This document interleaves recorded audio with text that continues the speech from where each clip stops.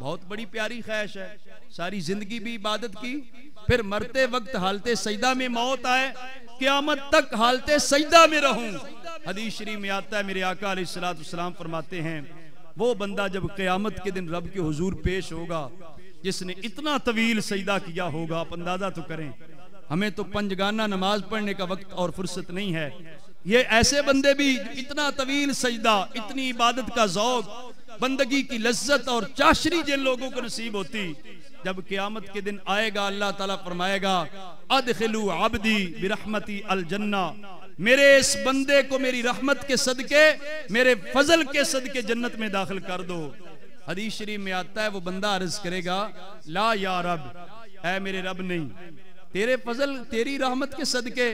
بل بعملی، میں اپنے عمل کے ذریعے جنت میں جانا چاہتا ہوں۔ اتنی عبادت کی ہے زندگی بھر، اتنا لمبا سجدہ کیا، قیامت تک سجدے میں رہا، میں اپنی عبادت اور عمل کے ذریعے جنت میں جاؤں گا۔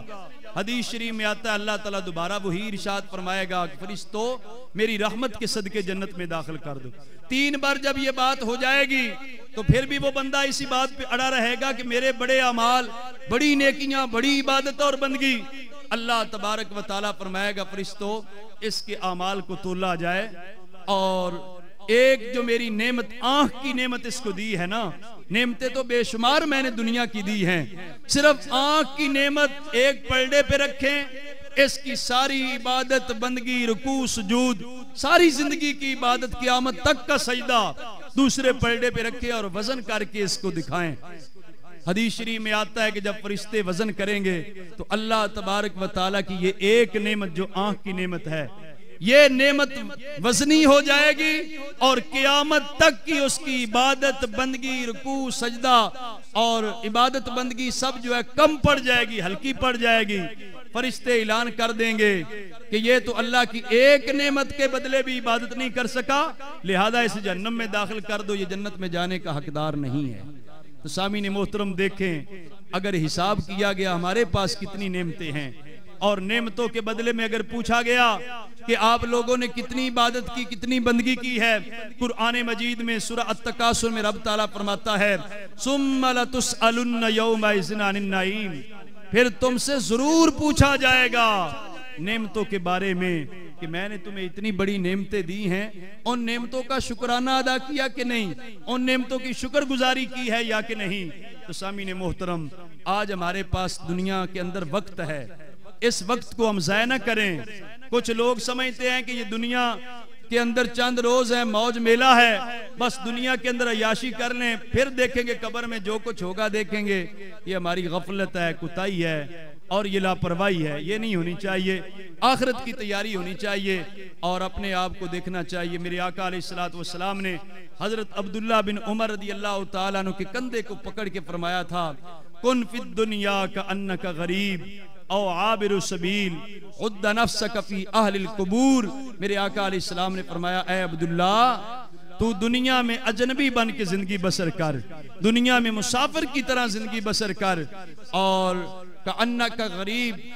او عابر السبیل، فرمایا عد نفسک فی اہل القبور، اپنے آپ کو ہر روز قبر والوں میں شمار کیا کر، دنیا میں رہتے ہوئے اپنا شمار قبر والوں میں کیا کر، گویا کہ میں قبر کے اندر موجود ہوں۔ تو سامعین محترم، میرے آقا علیہ السلام نے فرمایا دنیا میں مسافر کی طرح رہ۔ مسافر کیسے زندگی بسر کرتا ہے؟ آپ بھی سفر کرتے ہیں، سفر کے دوران بندہ دیکھتا، ایک تو سفر کے دوران اپنے گھر والے، اپنے اعزاء اقارب ساتھ نہیں ہوتے۔ جب بندہ اجنبی ہے، کسی وطن میں سفر پر ہے، تو بندہ تنے تنہا ہوتا ہے، اللہ کی ذات پہ توکل اور بھروسہ کرتا ہے، دنیا سے اعتماد اٹھ جاتا ہے۔ دوسری بات یہ بھی ہے کہ مسافر آدمی جو ہوتا ہے دوران سفر اپنے ساتھ کچھ زیادہ نعمتیں لے کے نہیں جاتا، زیادہ سامان لے کر جائے تو سفر کیسے کرے؟ آج آپ نے ساری زندگی کسی کو دیکھا ہے کہ اس کے جتنا ساز و سامان گھر کا ہے سارا اٹھا کے سفر میں لے جا رہا ہو؟ اگر مکان ہے تو مکان بھی اس نے سر پہ اٹھایا ہو، گاڑی ہے تو وہ بھی سر پہ اٹھائی ہو، کپڑے ہیں، برتن ہیں، کوئی شخص بھی نہیں اٹھا کے لے جاتا، بلکہ عقل مند آدمی سفر میں تھوڑے سے تھوڑا سامان لیتا ہے تاکہ سفر جلدی سے طے ہو جائے۔ تو میرے آقا علیہ السلام نے فرمایا اے عبداللہ، تو دنیا میں مسافر کی طرح رہ، اگر دنیا کے اندر تھوڑی نعمتیں لے گا قیامت کے دن حساب بھی تھوڑا ہوگا، جلدی جنت میں داخل ہو جائے گا۔ اور یہ بات بھی ہے، حضور نے فرمایا مسافر کی طرح رہ۔ بندہ مسافر سفر پہ گیا، بیرون ممالک گیا، یورپ کنٹری میں گیا، 5 سال 10 سال لگا کے آیا، اب گھر والوں کو بھی بڑی امیدیں ہیں کہ بیٹا آ رہا ہے، دوست باب کو بڑی امیدیں ہیں کہ ہمارا دوست آ رہا ہے، رشتہ داروں کو بڑی امیدیں اور توقعات وابستہ ہے۔ آپ بتائیے کہ اگر وہ واپس گھر لوٹتا ہے، خالی ہاتھ ہوتا ہے، اس کے پاس نہ والدین کی خواہشات پوری کرنے کو کچھ ہے، نہ دوستوں کی توقعات پہ پورا اترتا ہے، تو لوگ اسے کیا کہیں گے کہ یہ 10 سال بیر لے کر آیا تو واپس کیا لے کر آیا ہے، خالی ہاتھ آیا ہے۔ تو سامعین محترم، اسی طرح دنیا بھی مسافر خانہ ہے۔ اگر دنیا سے جب واپس پلٹ کے جائیں گے،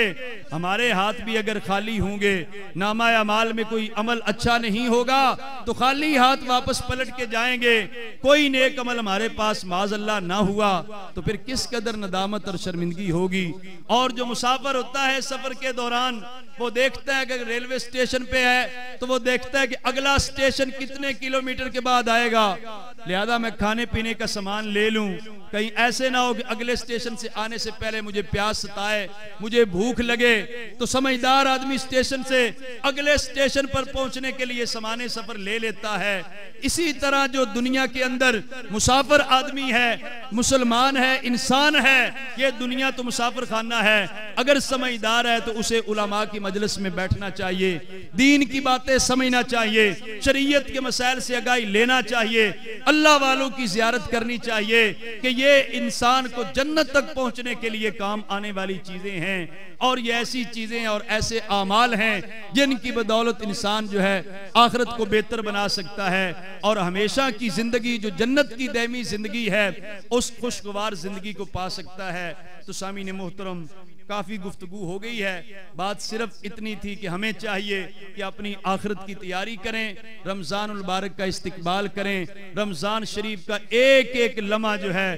رحمتوں، برکتوں، بخششوں اور مغفرتوں سے لبریز ہے۔ اللہ تبارک و تعالی نے بے پناہ بخششیں اور مغفرتیں رکھی ہیں، ایک ایک عمل کے اندر بخشش ہے۔ کوئی کسی کو افطاری کراتا ہے، اللہ اسے بخش دیتا ہے، کھانا کھلاتا ہے اللہ تعالیٰ اسے بخش دیتا ہے، روزہ رکھتا ہے اللہ اسے بخش دیتا ہے، تراویح پڑھتا ہے اللہ اسے بخش دیتا ہے۔ کوئی اپنے ماتحت پر کام لینے میں قدر نرمی برتتا ہے رمضان کے احترام میں، اللہ اسے بخش دیتا ہے۔ میں تو ان ساری احادیث مبارکہ کے جب غور کرتا ہوں تو میں دیکھتا ہوں کہ رمضان کے ایک ایک عمل پر، ہر عمل پر رب تعالیٰ نے بخشش رکھی ہے، تو رمضان میں پھر کتنی بخششیں ہیں جو بندہ مومن سمیٹتا ہے۔ اگر دیانتداری کے ساتھ ان بخشش والے اعمال اور اللہ تعالیٰ کو راضی کرنے والے اعمال کرے گا تو رب ذوالجلال مہربانی فرمائے گا۔ تو سامعین محترم، ہم نے آخرت کی تیاری کے لیے آپ کو کمر بستہ کرنا ہے،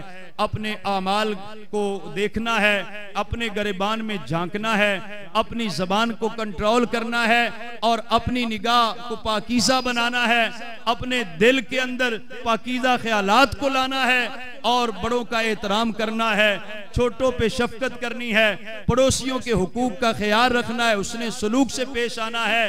اور اللہ تعالیٰ کے بندوں کے ساتھ نرمی کا برتاؤ کرنا ہے، ہر ایک کے ساتھ خوش اخلاقی کے ساتھ پیش آنا ہے اور اللہ تعالیٰ کے بندوں کے حقوق کو مد نظر رکھنا ہے۔ یہ ہے پاکیزہ زندگی جس کی بدولت انسان قیامت کے روز جنت کی ہمیشہ کی دائمی نعمتیں کھائے گا، بے مثل و بے مثال نعمتیں کھائے گا۔ قرآن مجید میں آتا ہے وَلَكُمْ فِيهَا مَا تَشْتَهِي أَنفُسُكُمْ، تمہارے لیے جنت میں ہر وہ چیز ہوگی جس کی تم خواہش کرو گے، جو چاہو گے جنت میں مل جائے گا۔ آج دنیا میں ہم چاہتے ہیں کہ جو چاہے ہمیں مل جائیں، یہ ہماری غلطی ہے، یہ ہماری بھول ہے۔ ہمیں دنیا کی زندگی میں یہ خیال نہیں کرنا چاہیے کہ جو ہمارے جی میں آئے وہ ہمیں ملے۔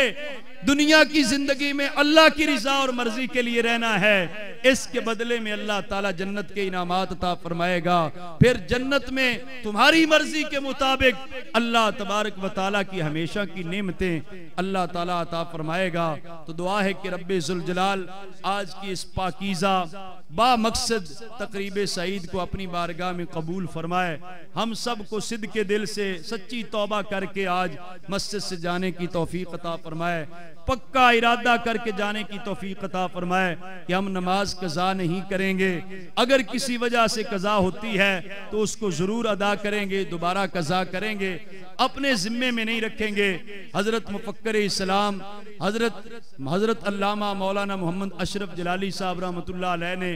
آپ لوگوں کو اور رکن والوں کو جو تبلیغ دین کی ہے وہ حضرت حافظ الحدیث رحمۃ اللہ علیہ سے پڑھ کے دی ہے۔ حضرت حافظ الحدیث رحمۃ اللہ علیہ اپنے وابستگان سے فرمایا کرتے تھے اپنی نمازیں پوری رکھیں، کہیں ایسے نہ ہو کہ تمہیں موت واقع ہو جائے تمہارے ذمے ابھی نمازیں باقی ہو، ایسے نہیں ہونا چاہیے۔ سب سے پہلا سوال جو قیامت کے دن ہوگا وہ نماز کے بارے میں ہوگا، اگر اس پہلے سوال میں کوئی کامیاب ہو جاتا ہے اللہ تبارک و تعالیٰ مہربانی فرمائے گا، اسے بخش دے گا۔ لہذا ہم نے پہلے سوال کی تیاری کرنی ہے، اس کے لیے چاہیے کہ ہم خود بھی نماز پڑھیں، اپنی ماں باپ کو بھی نماز کا کہیں، اپنے بیوی بچوں کو بھی نماز کی تلقین کریں، پوری کوشش اور اہتمام کے ساتھ گھر کا ماحول پاکیزہ بنانے کی کوشش کریں۔ معاشرے کے اندر فحاشی بے حیائی عریانی عام ہے، اور رمضان المبارک میں بھی معاذ اللہ ہمارے ٹی وی چینل جو ہیں اگر رمضان کے پروگرام بھی دکھا رہے ہوتے ہیں تو وہ بھی رمضان کی برکتوں سے محروم کرنے کے پروگرام ہوتے ہیں۔ اللہ تعالیٰ ہدایت عطا فرمائے، چونکہ چینل والوں نے تو اپنے کمائی کرنی ہے، وہ تو آئے روز ایسے پروگرام، ایسی تشہیر، ایسے معاملات دکھاتے ہیں جس کے ساتھ لوگوں کی توجہ بڑھے اور شیطان خوش ہو جائے، اور شیطان لوگوں کو ادھر متوجہ کرتا ہے۔ تو لہذا ہماری ذمہ داری ہے کہ رمضان المبارک کے آنے سے پہلے ہی اپنی نظروں کو پاک بنائیں، اپنی نظروں کو کنٹرول کریں، کس چیز کو دیکھنا جائز ہے، کتنا جائز ہے، اس کے مطابق آنکھ کا استعمال کریں۔ زبان کا استعمال بھی کنٹرول میں ہونا چاہیے، آؤٹ آف کنٹرول نہیں کہ جو منہ میں آئے کہتا رہے، اتنا کہنا چاہیے جتنی ضرورت ہے، جتنی شریعت کے مطابق ہے، اللہ رسول جس پہ راضی ہے، اور اپنے دیگر قول فعل کردار کے اندر بھی بہتری لانی چاہیے۔ میرے آقا علیہ السلام نے تو ارشاد فرمایا من یضمن ما بین لحیہ ورجلہ اضمن لہ الجنہ، جو مجھے دو چیزوں کی گارنٹی دے دے، میرے آقا علیہ السلام نے فرمایا میں اسے جنت کی گارنٹی دیتا ہوں۔ ایک تو آپ اندازہ کریں نبی پاک صلی اللہ علیہ وسلم کا اختیار کتنا ہے، رب کے محبوب ہیں، رب کی ساری نعمتوں کے مالک ہیں، جو چاہیں جس کو چاہیں عطا کریں۔ حضور نے فرمایا جو مجھے دو چیزوں کی گارنٹی دے دے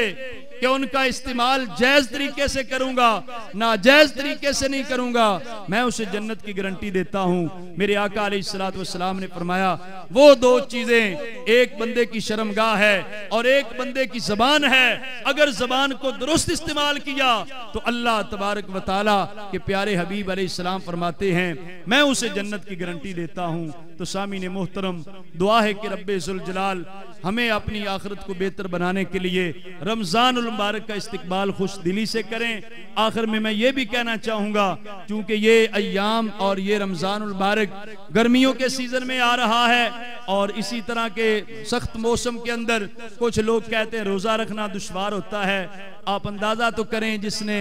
اللہ تعالیٰ کو راضی رکھنے کے لیے روزہ رکھنا ہو اللہ کا حکم سمجھ کے، اس کو گرمی کیا لگے، وہ تو اپنے رب کو راضی کر رہا ہے۔ اور پھر اس میں یہ ہے آج دنیا کی گرمی کے اندر دقت پیاس برداشت کر لینا آسان ہے، قبر کے اندر کیا جواب دو گے، حشر کے دن کیا جواب دو گے۔ میرے حضرت اعلیٰ حضرت شیر ربانی رحمت اللہ علیہ تو لوگوں سے کہا کرتے تھے کہ گرمی کے سیزن میں آپ نماز پڑھنے سے اکتاتے ہو، جب قبر کے اندر تمہیں دفنا دیا جائے گا، مٹی ڈال دی جائے گی، قبر کے اندر گرمی نہیں ہوگی، اس وقت تمہارا کیا حال ہوگا۔ اپنی قبر کو مد نظر رکھیں، آخرت کو بہتر بنانے کے لیے کوئی شخص بھی یہ نہ کہے کہ مجھے رمضان میں شدت پیاس ہے، میں مر رہا ہوں، ایسے ہوں ویسے ہوں، ہے ویلا نہیں کرنا چاہیے، اللہ کا شکر ادا کرنا چاہیے کہ رب تعالیٰ نے توفیق بخشی ہے، رب کے حکم کے مطابق اللہ کا فرض ادا کر رہے ہیں۔ اس نیک نیتی کے ساتھ، خلوص کے ساتھ، محبت کے ساتھ جو ہے وہ رمضان المبارک کا استقبال کرنا ہے. اچھے طریقے کے ساتھ نماز پڑھنی ہے، تراویح پڑھنی ہے، تلاوت کرنی ہے اور رمضان المبارک کے روزے رکھنے ہیں. دعا ہے کہ اللہ تعالیٰ آج کی اس بابرکت محفل پاک میں میری اور آپ سب کی حاضری اپنی بارگاہ میں قبول فرمائے، اور جو میں نے گزارشات پیش کی ہیں اللہ تعالیٰ مجھے بھی اور آپ سب کو اس پر پورا عمل کرنے کی توفیق عطا فرمائے. آخر دعوانا ان الحمدللہ رب العالمین.